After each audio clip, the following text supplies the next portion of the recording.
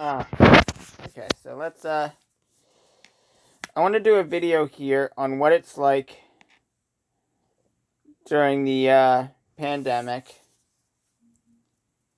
for an autistic person who's a frontline worker. A lot of people were kept in quarantine during the pandemic, and that must have been really hard, I imagine. But see, I was different. I was one of the people that actually had to put their life on the line every time they went to work. The job I used to have that was just a job, this is just kind of, I clean bathrooms and I push carts for a living. All of a sudden, that became a life and death situation. And you'd think I'd be terrified. I wasn't. This is the thing I find most fascinating about being autistic during the pandemic is from what I talked to a lot of my friends who are also on the spectrum, that I didn't feel the same fear and the same anxiety that other people felt. If I misplace my watch, I have a complete meltdown. I scream and throw things and everything's insane. When the whole world completely changed, I was fine. I just went about my day as usual. Okay, I guess I have to wear a mask now. Okay, my job has changed a little bit. I wasn't worried about getting the COVID, honestly, because I wasn't afraid to die. I was looking forward to it. That point. The world didn't look like it was getting any better. Honestly, still doesn't. And what happened happened. I was more afraid of the people around me than I was of myself dying.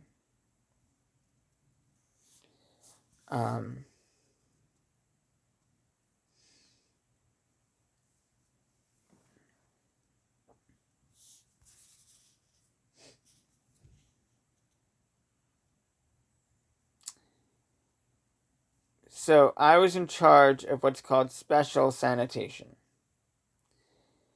Special sanitation is I deep clean the bathrooms. I spray down all the high touch surfaces. I spray down every cart. I deep clean that place. I was selected for the job for the reason that I've been there a long time. It'll be 6.5 years right now. At the time, about 6 years. And I'm very good at my job. It looks like I'm lazy because I'm sitting around, but the truth is, it's because I got the job done so fast. I have downtime.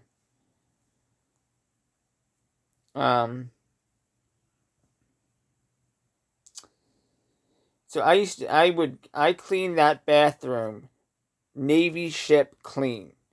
And I know that because I was trained by a former Navy captain who would actually do the white glove test on me every single time.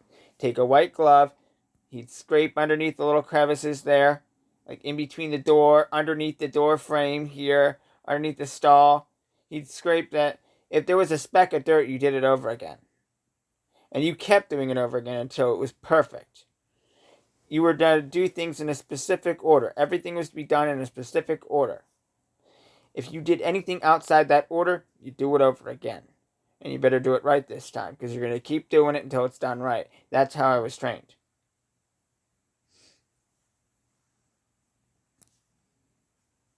I'm glad I was trained that way. It prepared me for this. Now a funny thing, or maybe not funny, but a cool thing about it was since everything was closed, I was getting paid hazard pay, and my boss, the store manager gave out free hours. Whatever you wanted to work, you could just work it. So I was working 60-hour weeks. I was working 60 hours. I was bringing home $700 checks. Take home money, $700. More than that, $900 gross, $700 net. But everything was closed. So I ended up with just a stack of money and nothing to do with it. I went out one time and I just bought a whole stack of lottery tickets, and I ended up winning a profit on it. I think I spent $100 on lottery tickets and came back with like $600 and something, $637, I think it was. So now I have even more money that I can't do anything with.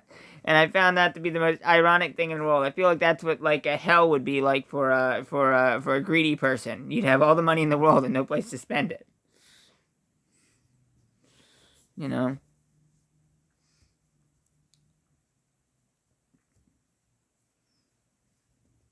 My barber lost his job because of it. Um, because of the pandemic. A lot of restaurant workers lost their jobs. So I feel bad for them. But I wasn't. I said I wasn't scared of dying. I wasn't scared like most people were. Like everybody at the time, they didn't know what was going on. They were afraid of that they were gonna die. You know, I wasn't.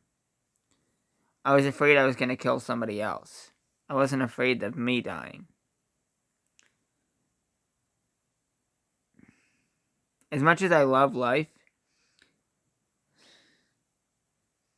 as much as I like to have hope for the world, I don't see it. I see hope in certain people. Like Ashley Cummings Yoga THC Reviews. Go find her channel. She's one of the people that brings me hope. She's one of the people who has gotten me through most of this shit. Who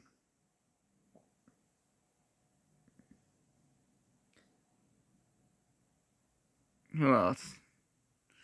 I'm a big fan of the SCP Foundation. I've been talking. There's a new channel called Detective Nicolette.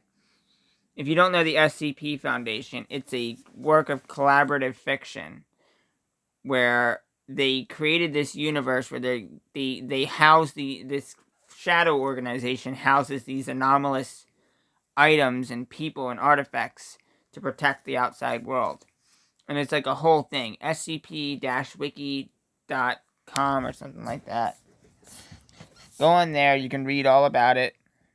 But she does animation videos on those, so I've been helping her out. Irene Walton, she's awesome. She gave me a lot of hope. James Ralph, AVGN, he helped me out a lot. Diane Jennings, Clissaire, they're both Irish YouTubers. Look them up. They helped me out a lot.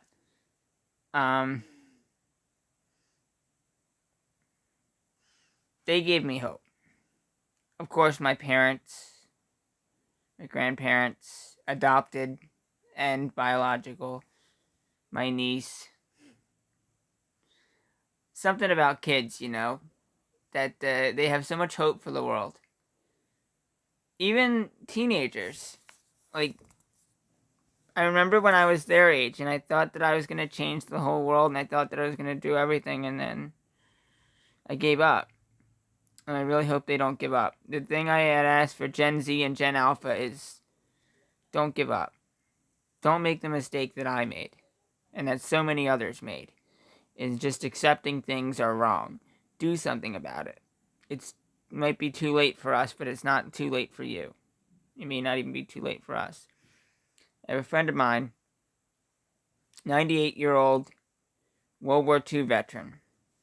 I was telling him the other day, I said I'm going to see my grandmother. I'm terrified because she doesn't even know who I am. She doesn't even acknowledge me anymore. It's like, I'm afraid I don't want to end up like that. And he said, why don't you worry about being young first and then worry about being old when you get there? He's like, I had a son that never made it to your age. But by the time he was 28, when 9/11 happened, he was one of the best finance people in the world. He already had a wife, and he already had 2 beautiful children. He's like, you can do a lot of things. And he says, he's like, if I'm going to be totally honest, you're smarter than he was. He said, you could do a lot more with your life. And part of it just feels like, why bother? when I walk through the store and I see the place being treated like a garbage can, people throwing their masks and their trash all over the floor, people breaking things and not even having the courtesy to let somebody know, people spitting everywhere, people dirtying up the bathrooms and defecating all over the floors. When I see people treat my store like that I work so hard to clean, it makes me lose hope. It makes me feel like if you're going to treat the store like a garbage can, why should I care? Why should I care about a store that you obviously don't care about? I keep the store clean as a way to say, hey, it's safe to shop here. But if you're fine shopping in a dirty, disgusting store, why shouldn't I just let it be that way? You know? I think a lot of people take my job for granted and don't realize exactly how hard it is. I am on my feet 8 hours a day. On my feet, walking around. I don't get to sit down. I don't get to, I get 15 minutes, 20 minutes to eat. I may get a break, I may not. I may have to forfeit my break because I have things to do.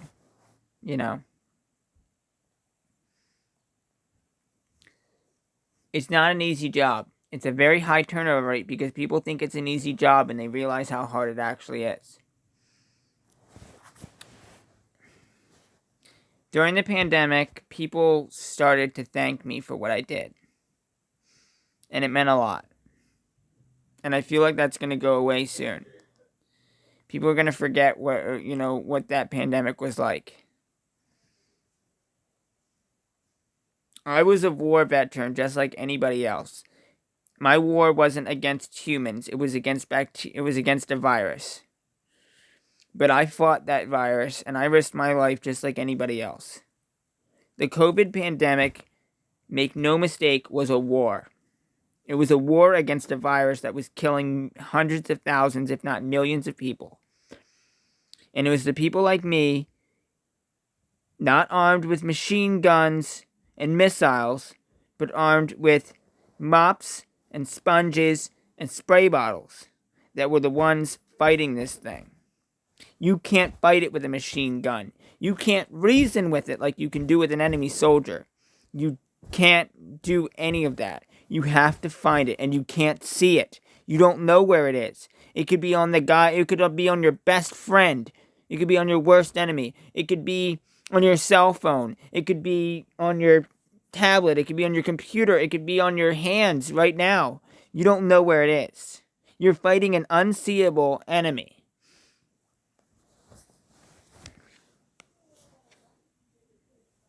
And we lost people too. Not at our store, but we lost people. So, I want people to understand that this was a war. We waged war against that virus, and it was a war, and there were casualties.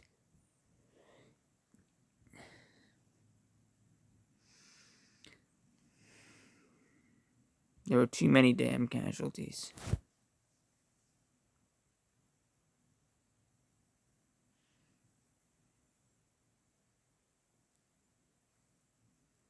It could have all been prevented. Could have all been prevented. I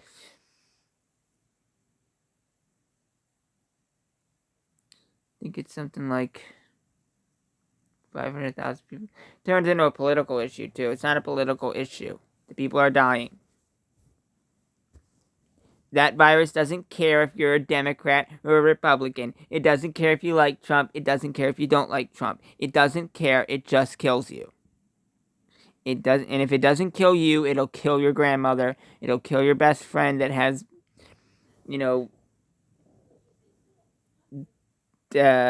issues, autoimmune issues. It doesn't care what you believe in, what your religion is, whether you like masks, whether you don't like masks. It doesn't care about that. It will just kill you. It doesn't care. So you making it into a political issue doesn't make much sense, does it?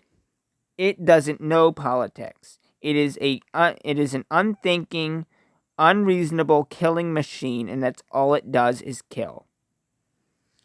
Oh, the coronavirus isn't real. Yeah, we'll tell that to a lot of people that I know that died from it.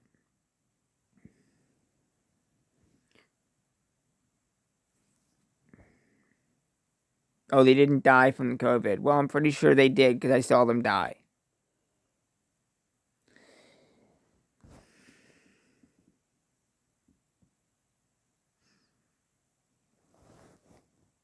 One of the things I learned about this pandemic was it showed me the absolute best and the absolute worst in humanity.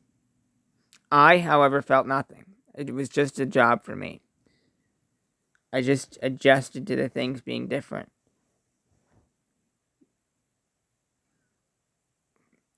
I saw a woman try to fight me one time because I was allowed to go inside of an entrance that she wasn't allowed to go in. She was screaming at me and calling me all kinds of names. Over an entrance. Just to walk a couple more feet. You could ride a scooter if you wanted to. I'll get you a scooter. You could ride it.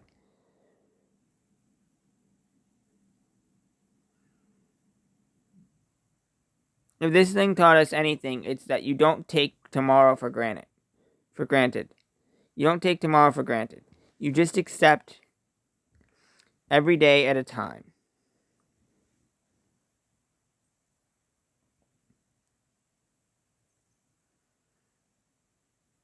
Yeah. This video's getting kind of long. Love you guys. Thanks for watching this. I honestly don't know why you're here, but I'm glad you are. If you want to subscribe, that would be nice. If not, it doesn't really matter. I'm not trying to get famous. I don't really want money out of this. So, but it'd be nice if you did. If you want to be alerted to me making more videos, then subscribe. If not, then don't. I don't really care. If you want to like it, like it. If you don't like it. Dislike it if you want to. I don't care. Just appreciate you guys watching. That's all.